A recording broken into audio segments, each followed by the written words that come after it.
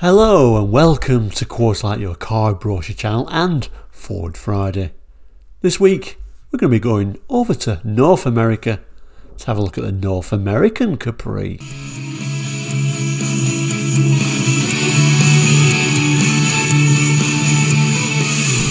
Hello and welcome back to Quartzlight. If you're new to the channel, Quartzlight is all about car brochures from the 60s, 70s, 80s and 90s, and sometimes we go past those years as well.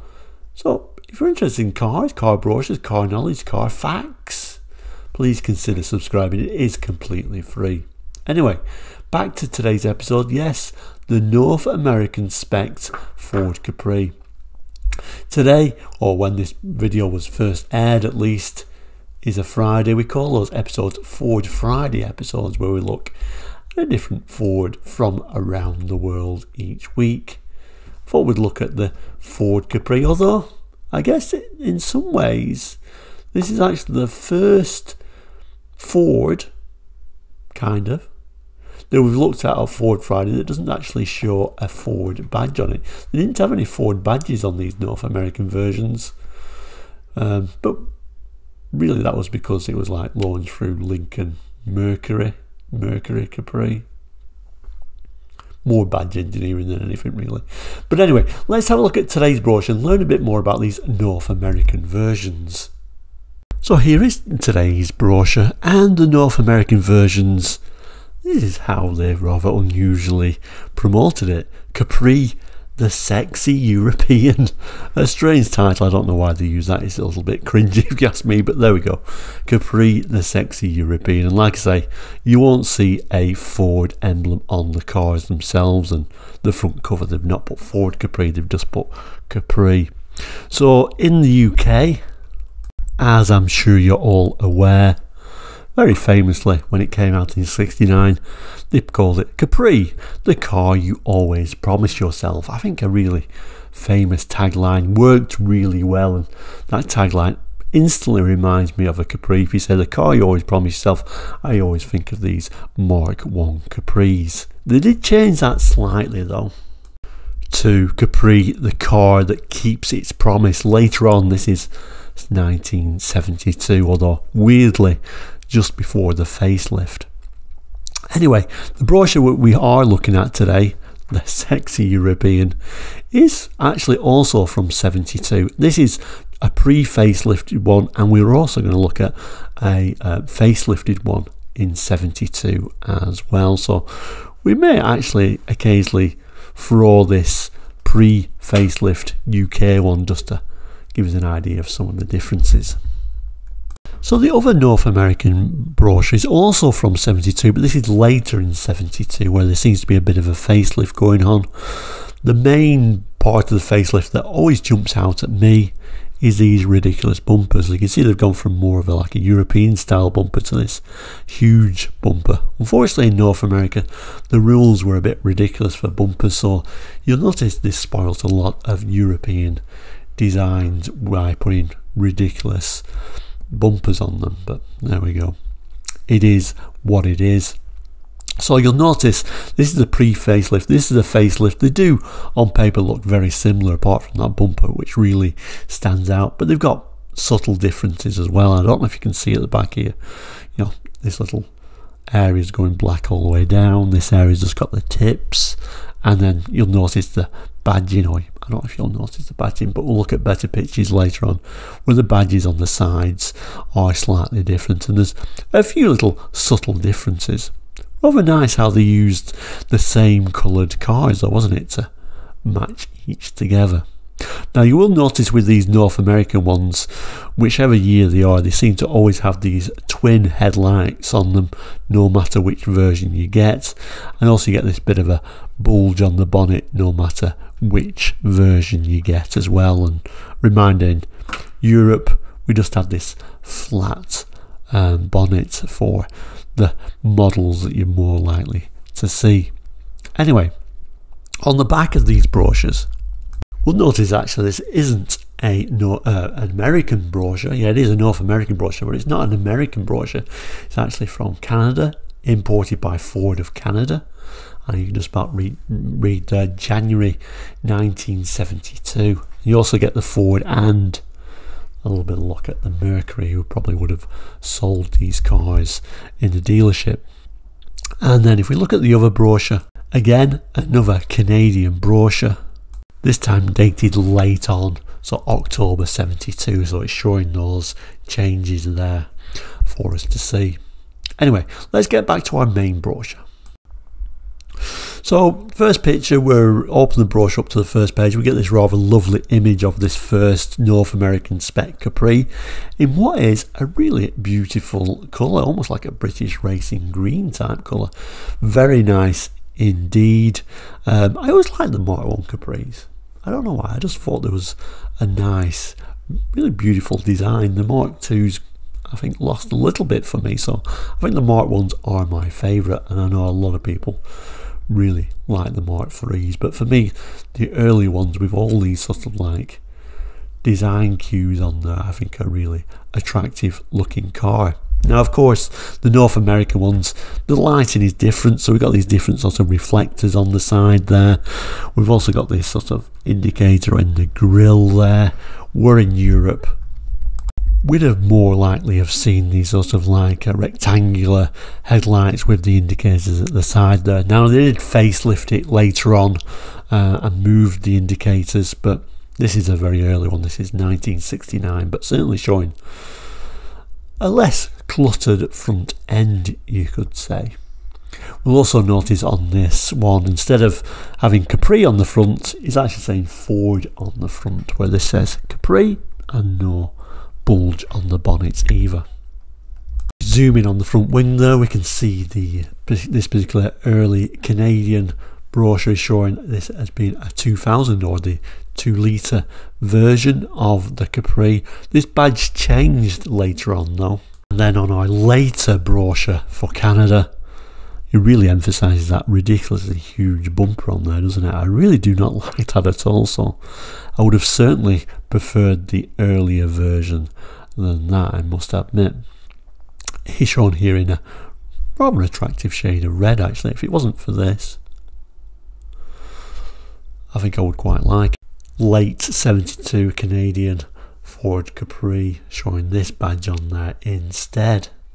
So we're back to that earlier Canadian brochure, what's showing to be quite a nice interior actually. I mean, even with folding rear armrest for the rear seat passengers, and I think overall I think they got that very nice indeed. Although when we look at the facelifted one, it's kind of like showing that it's removed that. I don't know if that's just because of the spec, but certainly that's just a full seat.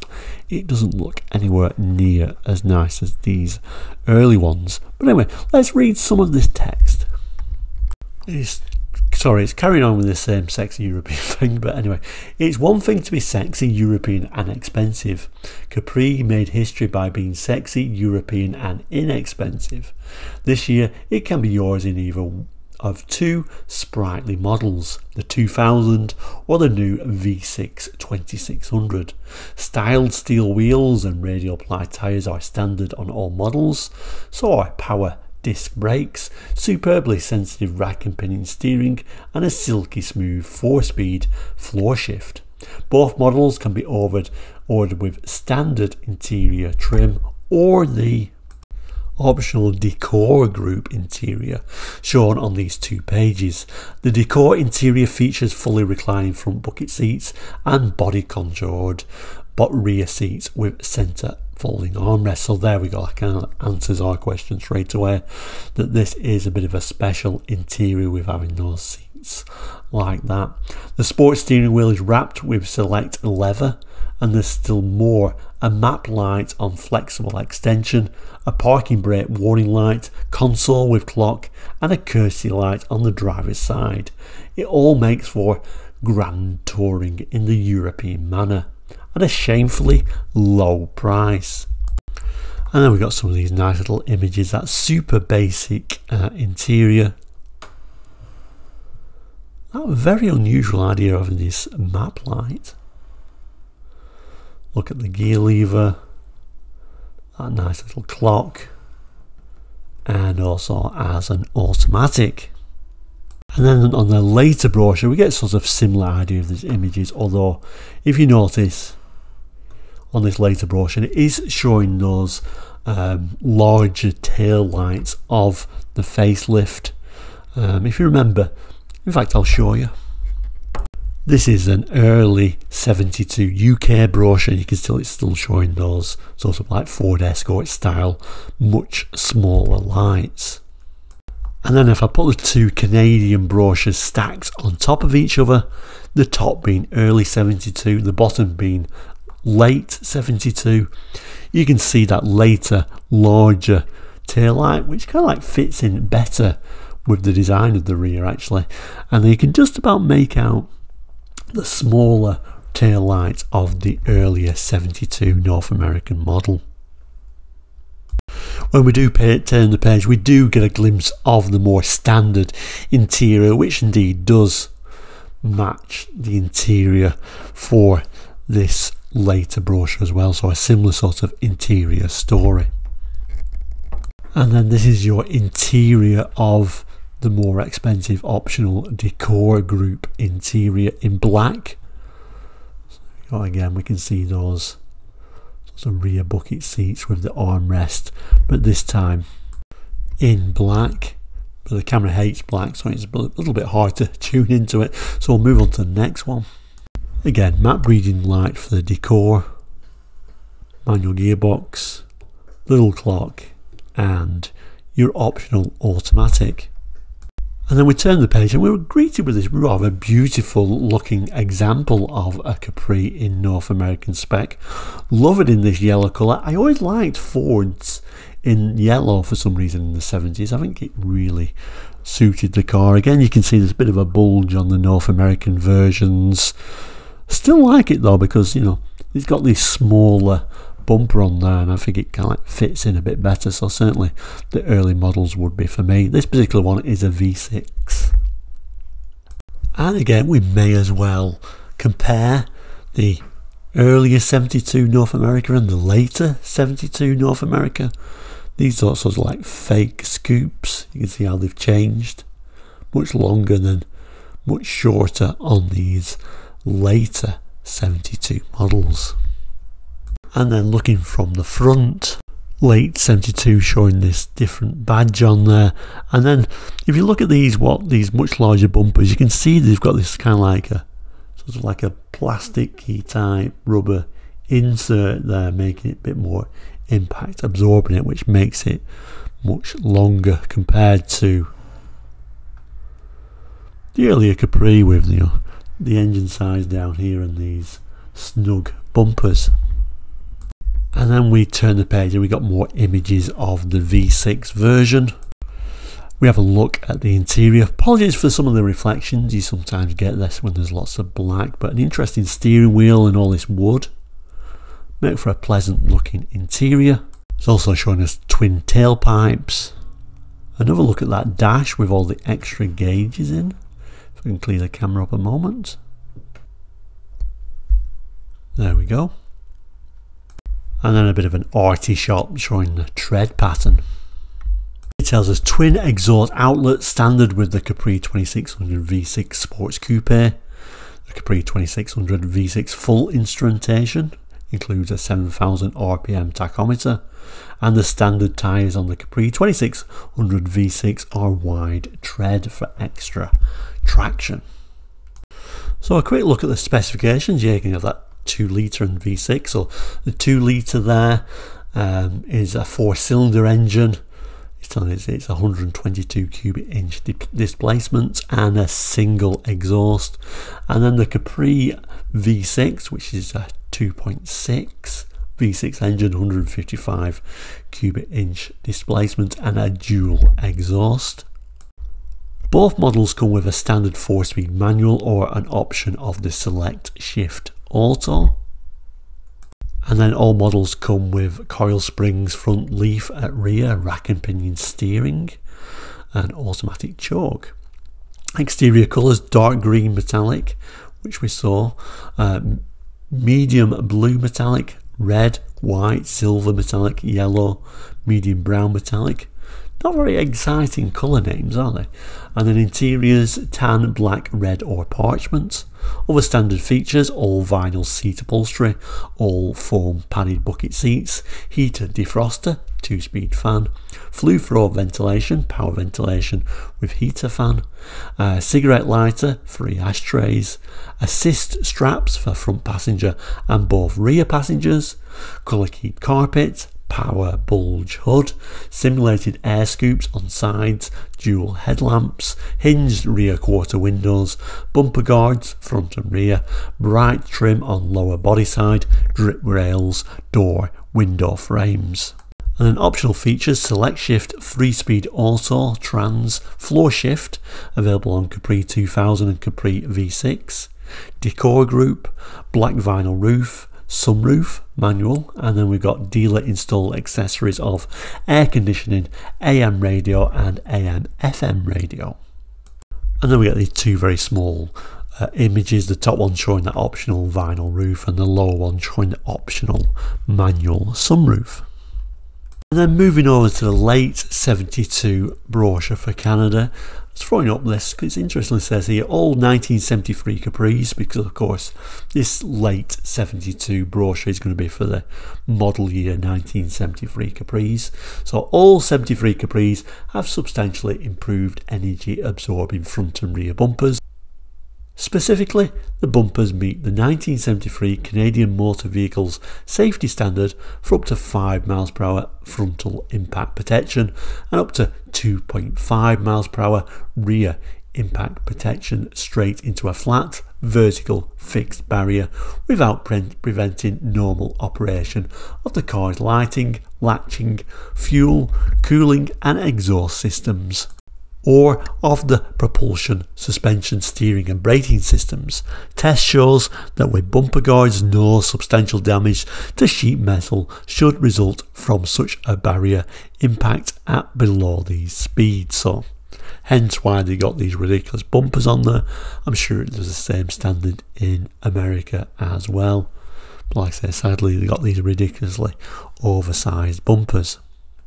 And then just zooming back finally to that UK brochure, just to show what a huge range there was in 72 for the Capri. So we had a 1300L, 1600L, 1300XL, 1600XL, 1600 GTXL, 2000 GTXL, 3000 GTXL, 1600 GTX-LR, 2000 GTX-LR, 3000 GTX-LR, and we've even got the 3000E. So even larger engines for the UK cars. And I always thought that was great about the European Capris, actually, that you could get such a tiny little 1300 engine in them, and then you could have these big 3 litres. So something for everyone really. And of course the colour choice was much bigger as well, and they had proper colour names. So light grey, tawny, Le Mans green, sapphire, sunset, evergreen, electric blue, fern green, marine blue, burgundy red, Daytona yellow, my favourite of course, and I'm sure it's probably very similar to that yellow we saw on the North American brochure, ermine white, silver fox, and then black trim, olive trim, tan trim, marquee trim and ruby trim. And then we'll end with some of the images from the European, in this case the UK Ford Capri. Similar sort of idea really. They had that rather nice rear seat as like the custom pack seats or the more standard looking seats. And the difference is you could have all these different custom packs, couldn't you? Custom pack L, custom pack X, custom pack R, which can like change your trim level quite drastically. Custom pack R making it look very sporty in that, you know, famous sort of black bonnet, although you notice we don't have that power bulge on there. And a few little images there of the different custom packs, and yes, you could even on the custom pack had that strange sort of map reading lights, which I always thought was a little bit weird. I think overall I do prefer the look of the European examples. Having said that, I wouldn't say no to a North American spec Ford Capri either. Thank you so much for watching Ford Friday and the Ford Capri from North America, and in this case Canada. Thank you so much for watching, and if you've not done already, do please consider subscribing. It is completely free. Thank you so much for watching today. Tomorrow we normally got a Saturday special looking at special edition versions of various different makes and models of car. Won't be a Saturday special tomorrow, so at this point we'll say thank you so much for watching. Have a great weekend, of course, and we'll see you very soon. Take care and goodbye.